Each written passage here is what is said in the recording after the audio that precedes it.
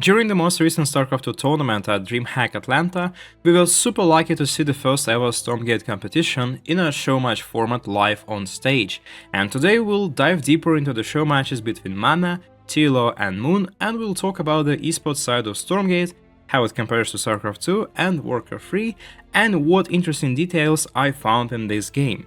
Keep in mind that Stormgate is still in development and many things are subject to change. First of all, it was a real treat to watch the matches casted by Tasteless and Autosis, which already gave a warm and friendly feeling to all StarCraft 2 fans who have been very used to this iconic duo over the years. And it turns out Stormgate also bears quite a lot of resemblance to both StarCraft 2 and WarCraft 3, and it does a great job of combining the best features from both of them. One of the core issues of many RTS games is how to incentivize players to take more map control and start playing out on the map early. And I think we can all agree that watching people camp at home for 20 minutes is not so exciting. This was an old problem for Wings of Liberty, where your base is rich in resources and you had little need to expand and fight up until certain periods in the game. In Stormgate, expanding fast is crucial to be successful, and the rate at which players take new bases is somewhat similar to what it used to be in Legacy of the Void. During the first game, which lasted roughly 13 minutes, Mana took 3 bases in total, while TLO only had 3. In addition to the vibrant economy, there are different camps around the map that you need to clear out. Some of them give you a great vision over one area, some give you extra resources, but the most interesting one is the Siege camp that gives you an AI-controlled catapult, which is slowly moving to your opponent's base. Overall, it seems like camps could be utilized with great efficiency, and yet they are not extremely important, and you can still do well without them if you focus on your own economy and good engagements. So far we have seen only 2 races, but they differ a lot from each other.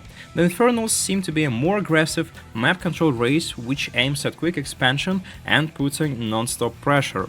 On the other hand, the Human Vanguard combines some of the signature fast-paced turn harass tactics with sheer AoE power of massive robots with miniguns and also some melee units, which is pretty cool.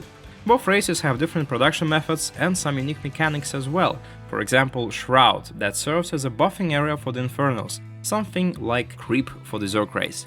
Stormgate also seems to be quite a fast-paced game, much like StarCraft 2 rather than WarCraft 3. I think the devs really hit the golden balance between how fast the game is and how long it takes for a battle to end.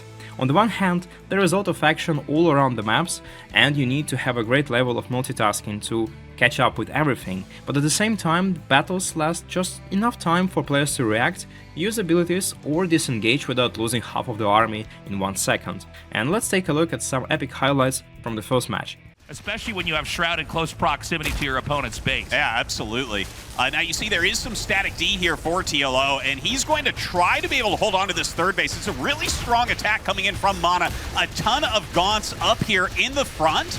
And oh man, how did that even happen? We have a ton of Fiends going to the natural expansion as well. This is bad news for TLO. Yeah, it's not clear that TLO could even hold this position over here at his third, but already losing so many workers at his second base here.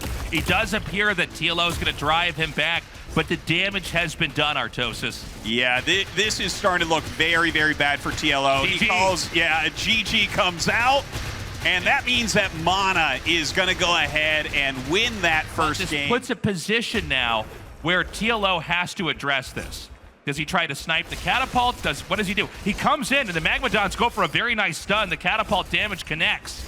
Yeah, and he's actually having some great micro. As you can see, you can dodge these catapult shots. So really well done from TLO. Oh, but the Magmadon just slides in there with the stun. A little bit of a problem. The catapult gets a great hit on all those Lancers to the right, and TLO feels like he has to retreat. Yeah, TLO realizing he's got to go back and lick his wounds here. He's going to have more reinforcements come up. Now, the further the catapult gets down, and closer to TLO's base, the farther away the reinforcements are from Mana. So there's a chance that he's going to get deep in enough here that there's a way to recover.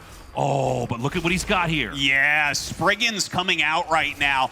These are air units, and they just do attacks towards the ground. And because nothing shoots up for TLO, he's in a bit of trouble. They're adding a ton of damage right now. There's a huge amount of Lancers, and he's going to go ahead and try his best to push back through all this, but he needs some anti-air for those Spriggans as well. He's doing some damage, but that catapult's still here. These shots really accumulating over onto the Lancers as Spriggans continuing to come forward. The catapult's pretty low. He goes in here first round. Looks like the Magmadon about to fall, as is the catapult. Yeah, he takes that all down, does end up losing his structure, but now you see he is making some exos here as well, you can see with the guns. So if we take a screen-by-screen comparison with StarCraft 2, we can see that Stormgate gives more breathing room for players to react and viewers to enjoy the engagement, and it's also just a bit faster than it used to be in WarCraft 3. However, Stormgate evidently implies more stress on microcontrol in battles. While StarCraft 2 is famous for its unbelievable micro plays, it's still been, more of a macro-level game where the better economy usually outweighs perfect micro. And besides, as fights happen quickly, there wasn't as much room to micro every single unit, and you could only focus on the essentials like casters or some key AoE damage. In Stormgate, both races have chunky melee units and also glass cannons that need to be protected at all costs.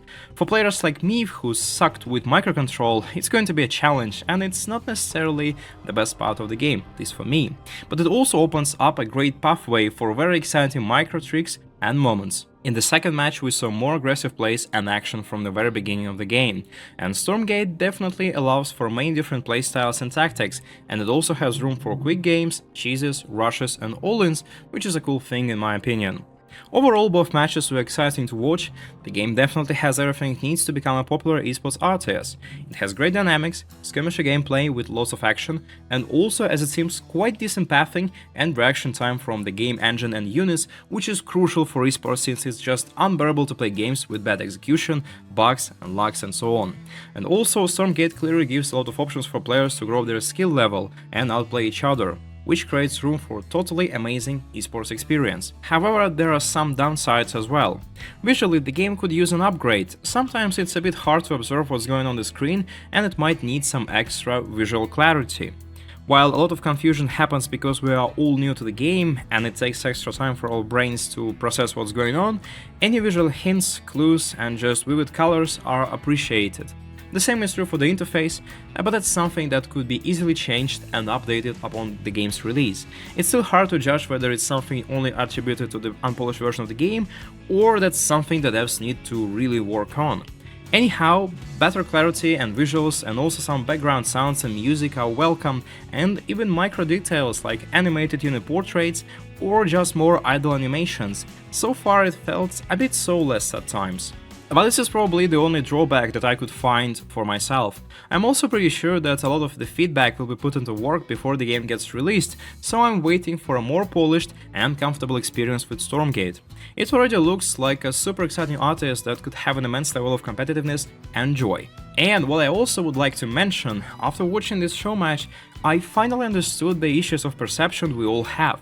Stormgate has been presented as a game that blends StarCraft and WarCraft 3 and has somewhat the same feeling when you play it, and I think it's only partly true, and I'm not really sure whether this image actually does good for the game and, this kind of marketing.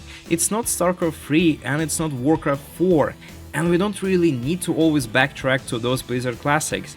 Stormgate is a completely new game that draws inspiration from other RTS games, but it's ultimately a completely new, exciting experience. I think it would serve us well to abandon the idea of a successor of StarCraft 2. It's not a direct successor, and we would be disappointed if we wait for StarCraft 3, but in a different universe and with different mechanics. Of course, Stormgate is going to differ a lot in many ways, including gameplay-wise, and it's actually great. The team is not creating another clone, they are making the new generation of competitive RTS games that pays tribute to the pioneers of that genre. And personally, I quite like that approach, and I'm fairly sure the game is going to succeed. The devs nailed down the gameplay perfectly, and they also have some innovations and variety with keeping the core aspects of it. And it's the crucial part where many other games, in my opinion, failed. Like it happened with Grey Goo, which was too slow and boring for my taste. And some RTS, on the other hand, went too far with changes and lost the things they were loved for, like Command & Conquer 4, which became one of the most hated RTS sequels. Stormgate, in comparison, seems to remain true to RTS classic aspects, but it's not harshly restricted to the ages-old formula. We already saw the addition of neutral camps, some cool unit mechanics and design, and I'm pretty sure there are many more things to come. So to summarize, after this presentation I certainly got a bit more excited. It doesn't feel quite like StarCraft 2, but it does feel like a great breath of fresh air. Besides, Stormgate has one incredibly strong advantage.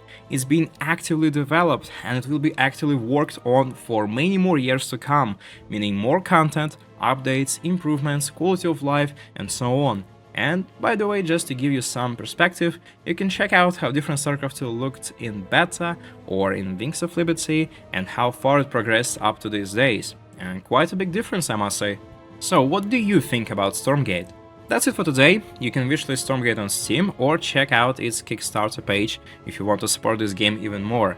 Personally, I'm really excited about it. Have a nice day and see you next time.